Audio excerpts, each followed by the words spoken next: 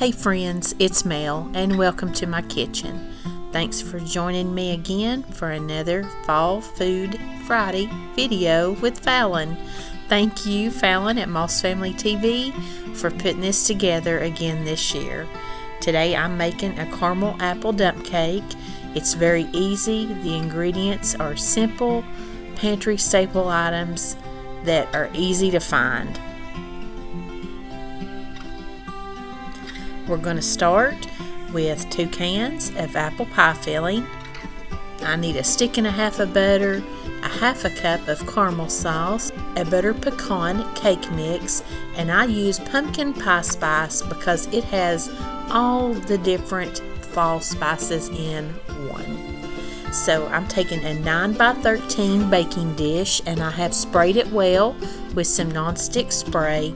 And I'm just going to dump both cans of the apple pie filling in there and spread it out nice and evenly.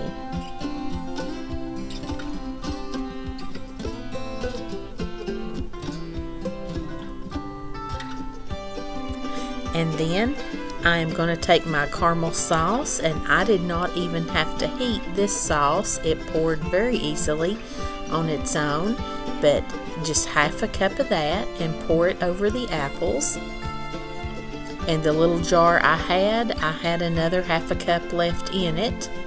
So you'll see later in this video that came in handy to have another half a cup of caramel on hand. And then you're just going to spread it out real nice.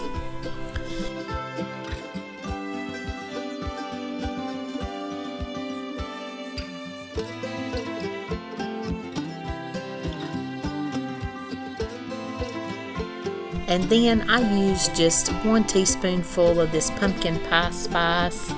The recipe that I'll be linking for you down below has some measurements for allspice and cinnamon and nutmeg, but they about all came to a teaspoonful. And then you're going to take your butter pecan cake mix and just sprinkle it and spread it dry over the top of this. Now if you don't have a butter pecan cake, you can use a yellow cake. Or I guess you could use any cake you wanted to, but I would just think a yellow cake would probably be the best, that or a butter cake. And also, if you want to put pecans in this, you can. I did not put pecans in mine. I have one daughter who has a nut allergy, and believe it or not, butter pecan cake mix does not have nuts listed in the ingredients. This was a weekend when I made this.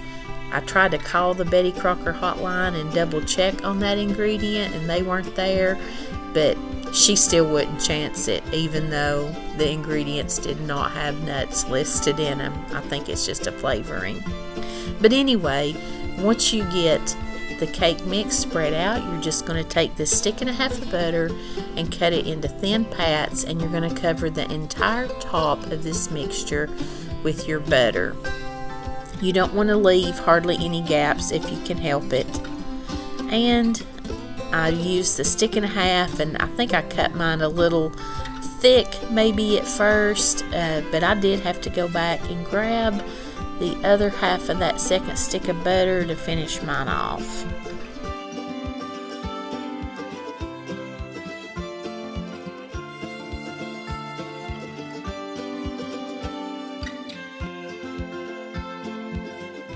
And you can see there it's nice and covered, and we're going to put this in a 350 degree oven for 50 minutes.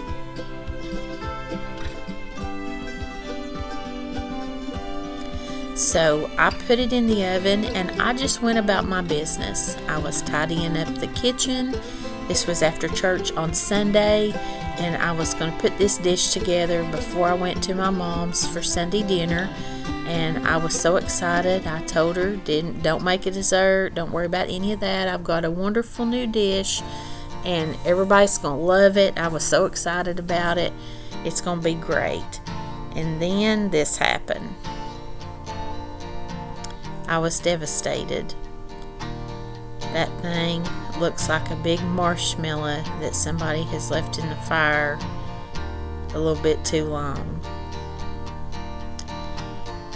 Guys, when this happened, once I got settled down, I started thinking about it. And, I just was, like I said, I was going about my business, tidying up there, and then I was in here in the other room folding some laundry, and I walked back through the kitchen, and the first thing that hit me was I thought it felt pretty hot in there. And then I kind of got a smell. And I looked at the timer on the stove, and I still had about 20 minutes left on this. I just peeked in, cracked the oven door open and looked in and saw that mess. And it was so hot in that oven. Of course, when I cracked the door, then, smoke and everything started coming out. So, got the door open, I took this thing out, set it on the front porch. My husband got the smoke detector shut off. And then I remembered something that had been going on with my oven. I have a sensor that I think is getting ready to go bad. God teaches us lessons where we live. And I'm in my kitchen all the time, and that's where I love to be. And God talks to me in the kitchen. And I got to thinking, the first thing that I thought of whenever this happened was, what did I do? What happened? My heart sank. I thought everybody is going to be so disappointed, and I'm going to be so embarrassed because I told everybody I had this great dessert, and now I'm just like throwing some Oreos in a bag to take. And I thought, there are some things that are just out of our control. The only thing that I could control about this situation was how was I going to react. There was a lot of things that went through my mind. I was aggravated, I was embarrassed, I was mad. But you know what? I couldn't control that situation. In Ecclesiastes, it tells us about all kinds of seasons in our lives, that there's going to be times that we will have where we'll laugh and times where we cry, a time to be born and a time to die. There are good and bad seasons in all of our lives, and that's normal. There's going to be things that happen in our life that we don't have any control over. A season will come that's going to be hard, and we're going to wonder, well, what did I do? Or, I'm so embarrassed that this is happening. Or, I'm so mad about this. But none of it takes God by surprise. No matter what season of life we're in or what happens, God is with us in every season. A friend and I were talking Sunday at church about how in certain seasons of our lives, we will have things happen that sort of make us doubt our faith a little, maybe make us unsure of ourselves and the things that we've always been able to do.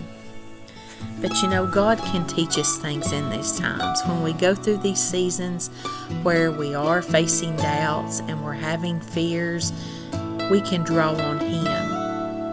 And if we'll lean into Him, He'll draw us close to Him.